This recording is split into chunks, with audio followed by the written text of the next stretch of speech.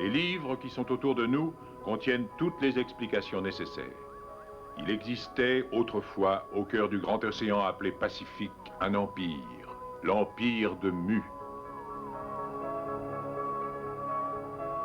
Grâce à l'énergie du soleil qu'ils avaient réussi à maîtriser complètement, les habitants de la terre de Mu menaient une vie tranquille et prospère.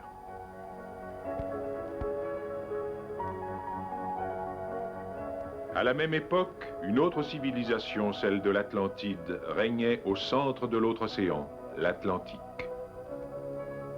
Les Atlantes, eux aussi, savaient contrôler la puissance du soleil, et ils avaient construit un puissant empire.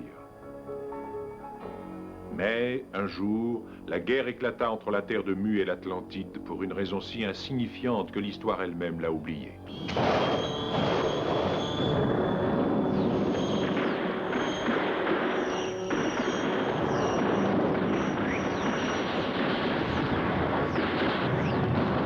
La guerre dura longtemps, de nombreuses années, car les forces des deux puissances étaient égales, jusqu'au jour où les hommes firent usage de l'arme solaire.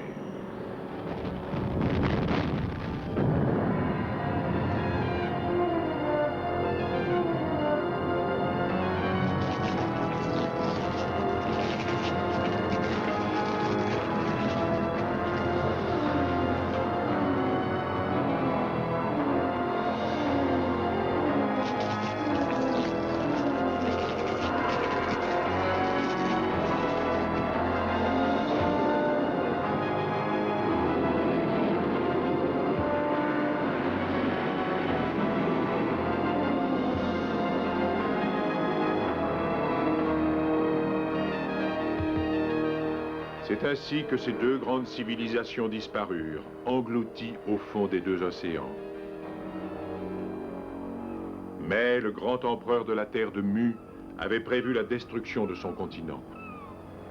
Bien avant la fin tragique de son peuple, il avait fait construire 7 cités d'or en différents endroits de la planète.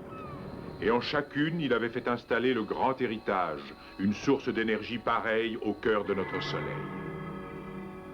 Les cités d'or furent alors dissimulées sous terre et protégées par des portes indestructibles que seuls 2 pendentifs représentant le soleil permettaient d'ouvrir. Après la destruction de l'empire de Mu, plus personne n'entendit parler des 2 pendentifs.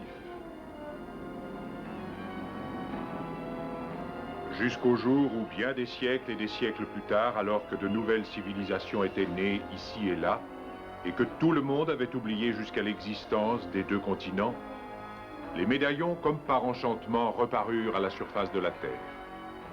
L'un des 2 médaillons se transmettait de génération en génération dans la famille d'un prêtre inca. C'est celui que Zia porte encore aujourd'hui. Le second médaillon tomba un jour aux mains d'un homme venu de la grande mer de l'Ouest et arriva jusqu'à Esteban. Et les 2 clés des cités d'or furent réunies alors que cela semblait irréalisable.